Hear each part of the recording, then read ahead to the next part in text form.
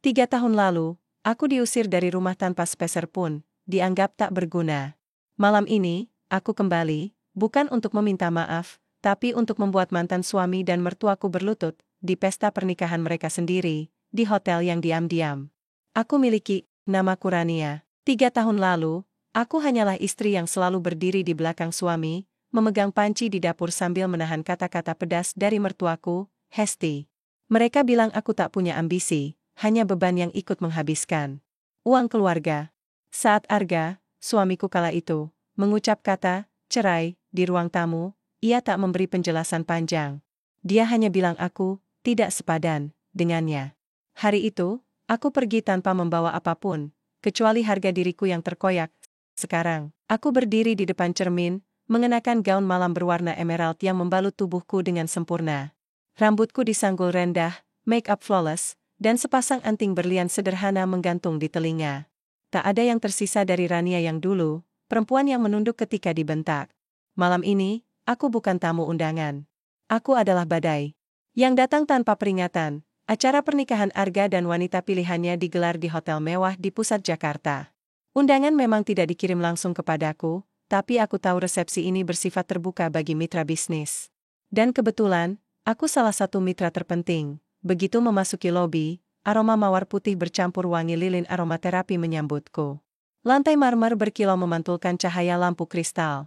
Suara tawa tamu bercampur musik live dari kuartet gesek. Aku berjalan dengan langkah pasti menuju aula utama. Beberapa staf hotel melirik dan memberi salam kecil, tapi aku hanya membalas dengan senyum tipis. Mereka tahu siapa aku, tapi malam ini bukan waktunya untuk membuka rahasia. Aku belum sempat mencapai bar minuman ketika suara yang sudah akrab menusuk telingaku terdengar. Rania, nada itu setengah terkejut, setengah menghina. Hesti berdiri di depanku, mengenakan kebaya merah menyala yang terlalu mencolok untuk usianya. Tatapannya menyapu dari ujung kaki hingga kepala, lalu bibirnya menyeringai. Kenapa kamu ada di sini? Ini bukan tempat untuk orang seperti kamu. Aku mengangkat alis, pura-pura bingung. Oh, aku pikir acara ini terbuka untuk semua rekan bisnis Arga. Atau aku salah? Hesti tersenyum kaku. Kau hanya akan membuat orang bertanya-tanya hal yang memalukan. Sekilas, beberapa tamu mulai menoleh. Gosip di udara terasa seperti bisikan ular yang melingkar di telinga. Aku menahan tawa. Oh, Hesti, kalau kau tahu siapa yang sedang kau usir sekarang, tapi aku memilih menunduk sedikit, seolah kalah. Kalau begitu, maaf mengganggu. Aku akan pergi. Aku berbalik, melangkah keluar aula. Namun di ujung lorong, seorang staf hotel dengan seragam rapi membungkuk hormat padaku. Selamat malam, Bu Rania, ucapnya pelan, seolah takut terdengar orang lain. Aku hanya mengangguk, lalu melangkah ke arah balkon lantai 2, dari mana aku bisa melihat seluruh ruangan resepsi. Di bawah sana, Arga sedang tertawa bersama pengantin barunya. Dia tak tahu, senyum di wajahnya hanya punya waktu sebentar sebelum aku merobeknya. Aku menatap jam di pergelangan tangan. Masih ada beberapa jam sebelum waktunya panggung itu menjadi milikku. Dan aku, Rania, akan memastikan malam ini tak akan pernah mereka lupakan. Aku tetap berdiri di balkon, menatap pesta di bawah seperti penonton yang tahu akhir cerita sebelum filmnya selesai. Dari atas sini, aku bisa melihat detail kecil yang mungkin luput dari mata orang biasa. Cara Hesti berbisik di telinga Arga sambil sesekali melirik ke pintu masuk, khawatir aku kembali. Cara pengantin baru itu sesekali memperbaiki gaunnya dengan gugup, seperti takut ada noda di malam sempurna mereka. Seorang pelayan menghampiriku, membawakan segelas champagne. Bu Rania, ini dari bar privat, bisiknya. Aku tersenyum. Pelayan itu mundur, lalu melangkah ke arah dapur, tempat semua rahasia hotel ini disimpan. Aku memutuskan untuk turun, tidak ke aula, tapi ke area di balik layar. Koridor menuju dapur selalu punya aroma campuran yang unik, mentega hangat, daging panggang, dan wangi roti baru keluar oven. Di sini, suasana jauh berbeda. Staf berlarian membawa piring, chef berteriak memberi instruksi, dan di ujung lorong, manajer hotel berdiri menungguku. Bu Rania, sapanya sambil menunduk. Semua berjalan lancar sesuai rencana. Tim keuangan sudah siap jika ibu ingin melakukan penyesuaian kontrak malam ini. Kita tunggu sampai puncak acara. Aku ingin mereka benar-benar merasa nyaman dulu. Manajer itu tersenyum samar, seperti mengerti maksudku. Tidak ada yang lebih memuaskan daripada menjatuhkan lawan saat mereka berdiri di puncak. Aku ingat jelas bagaimana rasanya ketika Arga menendangku keluar dari rumah dulu, tanpa uang, tanpa dukungan. Aku melangkah keluar dari dapur, menyusuri koridor menuju ruang VIP. Ruangan ini kecil, dindingnya dipenuhi foto-foto peresmian hotel, dan di salah satu bingkai emas, ada potret diriku bersama jajaran direksi saat pembukaan cabang pertama. Foto itu tersimpan di sini, jauh dari jangkauan tamu umum, tapi bagi staf, itu adalah pengingat siapa yang memegang kendali. Duduk di sofa, aku menyalakan ponsel dan membuka pesan dari Lina, asistanku. Semua undangan media sudah di sekitar area. Mereka siap kalau ibu memberi tanda. Aku membalas singkat. Belum sekarang. Kembali kulirik ke bawah dari balkon VIP. Arga kini sedang berdansa dengan istrinya, biarkan saja. Dia tak tahu badai itu sudah di dalam ruangan ini, dan akarnya ada di setiap dinding marmer yang mereka sewa malam ini. Aku memejamkan mata sejenak, menghirup napas panjang. Bukan hanya balas dendam yang kuincar malam ini. Ini tentang merebut kembali harga diriku, bukan dengan teriakan atau air mata, tapi dengan satu kenyataan yang akan mereka ingat selamanya. Tempat ini milikku. Aku kembali ke aula utama dengan langkah tenang. Musik waltz mengalun, para tamu berpasangan di lantai dansa. Cahaya lampu gantung berkilau, memantulkan gaun-gaun mewah dan setelan jas yang tak kalah mahal. Di sudut ruangan, manajer hotel berdiri. Sambil menunggu tatapan dariku. Begitu mata kami bertemu, ia memberi isyarat halus untuk mendekat. Aku menyesap champagne sekali lagi, lalu berjalan melewatinya tanpa kata. Dia mengikutiku, lalu membisikkan kabar yang kutunggu sejak awal. Tambahan sudah siap, Bu. Sesuai instruksi, kami masukkan biaya overtime, perpanjangan paket hiburan, dan layanan spesial. Totalnya naik signifikan. Aku tersenyum tipis. Bagus. Sekarang, pastikan semua itu disampaikan langsung kepada pengantin pria di tengah acara. Tapi jangan terlalu cepat. Biarkan dia merasa terganggu sedikit demi sedikit. Aku berbalik, kembali mengamati kerumunan. Di meja depan, Hesti tertawa lebar sambil menunjuk ke arah pasangan pengantin. Tawa yang dulu sering ia gunakan untuk menutupi hinaan yang diarahkan padaku. Aku bisa membayangkan bagaimana tawanya akan berhenti seketika nanti. Tak lama, manajer berjalan ke arah Arga, membawa map hitam berisi kontrak. Dari tempatku berdiri, aku bisa melihat alis Arga mulai berkerut saat membaca angka yang tertera. Bibirnya bergerak cepat, bertanya sesuatu. Manajer tetap menjaga ekspresi netral sambil menunjukkan poin-poin kecil yang sengaja disisipkan di kontrak. Hesti ikut mendekat, menatap lembaran itu dengan wajah berubah tegang. Aku bisa menebak mereka mulai merasa ada sesuatu yang janggal. Tapi tentu saja, mereka belum menghubungkannya denganku. Lalu, seperti yang kuduga, gosip mulai beredar. Beberapa tamu yang melihat interaksi itu mulai bertanya-tanya. Ada yang menoleh ke arahku, lalu berbisik pada temannya. Mereka pasti masih ingat aku yang diusir di pintu masuk tadi, kini berdiri santai dengan segelas champagne seolah tak terjadi apa-apa. Seorang tamu pria mendekat, tersenyum sopan. Permisi, Anda, sepertinya salah satu pemegang saham di sini, ya? Aku mengangkat bahu. Mungkin.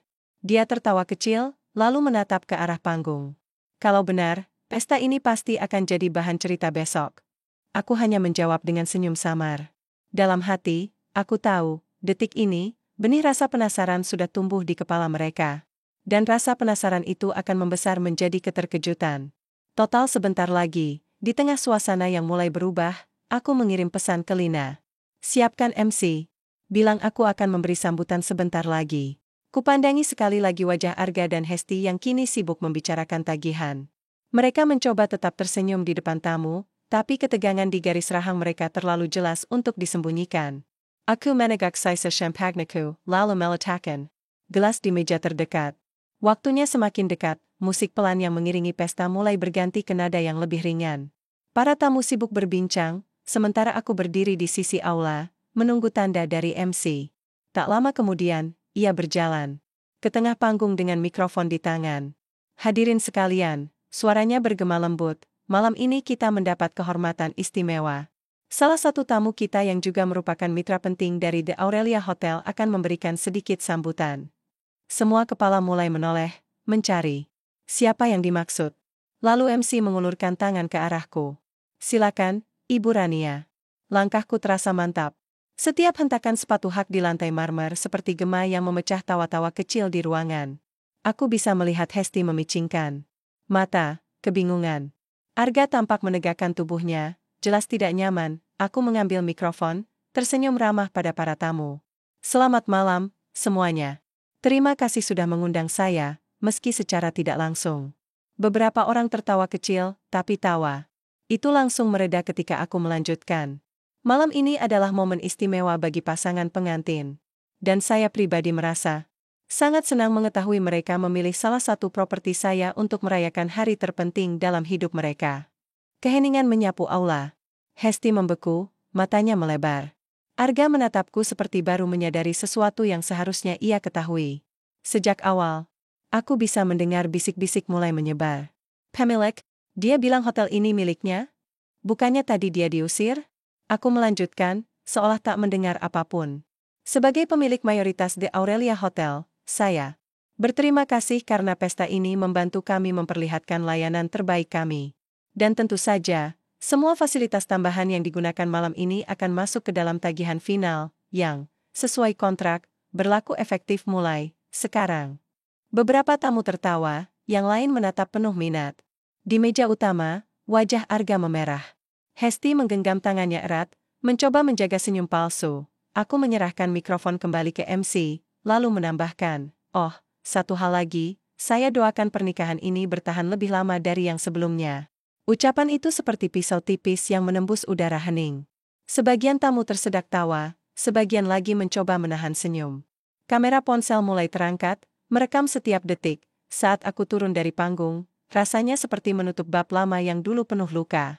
Semua mata tertuju padaku, bukan lagi sebagai wanita yang diusir, tapi sebagai orang yang memegang kendali penuh atas ruangan ini. Dan Arga tahu, dia baru saja kehilangan lebih dari sekadar wajah di depan publik. Aku meninggalkan panggung dengan Langka Rengen. Musik kembali mengalun, tapi nadanya sudah berbeda, bukan lagi lantunan meriah, melainkan seperti irama yang menandai akhir pertunjukan. Para tamu masih berbisik-bisik, sebagian melirik ke arah Arga dan Hesti yang kini duduk kaku di meja utama. Aku menuju bar untuk mengambil segelas air mineral. Pelayan menyambutku dengan senyum penuh hormat, lalu berbisik, "Media sudah mulai memotret, Bu. Semua momen tadi terekam." Aku menyesap air perlahan. Bagus. Pastikan keamanan tidak menghalangi mereka. Dari sudut mata, aku melihat Arga bangkit dari kursinya, berjalan cepat menghampiriku. Wajahnya tegang, suaranya rendah, tapi tajam. "Kau sengaja merencanakan ini?" Aku tersenyum tipis. "Tentu saja. Tapi jangan khawatir, semua ini sah secara kontrak. Lagi pula, bukankah kamu selalu bilang aku tidak punya kemampuan berbisnis?" Hesti ikut mendekat, berusaha ikut campur. "Rania, ini memelukan. Kau menghancurkan acara keluarga kami." Aku menatapnya lurus. "Oh, Hesti, aku hanya menghadiri undangan terbuka dan memberikan sedikit pidato. Kalau itu sudah cukup untuk menghancurkan, mungkin pondasi kebahagiaan kalian memang rapuh." Beberapa tamu mulai mendekat untuk menyapaku. Ada yang memperkenalkan diri sebagai pemilik butik ternama, ada juga yang berasal dari media. Mereka menyalamiku dengan tatapan hormat. Rasanya seperti udara di ruangan ini berbalik arah. Dari dulu aku yang dipandang rendah, kini merekalah yang tersudut. Aku melangkah keluar dari aula, meninggalkan mereka di tengah tatapan puluhan pasang mata dan kilatan. Kamera. Di lobi, Lina sudah menungguku dengan senyum puas. "Hebat sekali, Bu. Sosial media sudah ramai. Video pidato tadi sudah diunggah beberapa tamu." Aku menahan tawa. "Biarkan saja. Kadang, berita terbaik adalah yang mereka sebarkan sendiri." Saat aku menuju pintu keluar, aku sempat menoleh sekali lagi. Dari kejauhan, kulihat Arga berdiri di tengah kerumunan tamu yang bertanya-tanya, sementara Hesti mencoba menenangkan situasi dengan senyum palsu yang kini sulit ia pertahankan. Udara malam menyambutku ketika aku melangkah keluar hotel. Lampu-lampu. Kota berkilauan, dan untuk pertama kalinya setelah sekian lama, aku merasa benar-benar bebas. Ini bukan hanya tentang membalas dendam. Ini tentang mengembalikan harga diriku, menunjukkan bahwa perempuan yang pernah mereka hina kini berdiri jauh di atas mereka. Aku membuka pintu mobil, lalu tersenyum pada diriku sendiri di kaca spion. Kadang, balas dendam paling indah adalah membuat mereka tersenyum, sebelum mereka sadar senyum itu punya harga yang sangat mahal.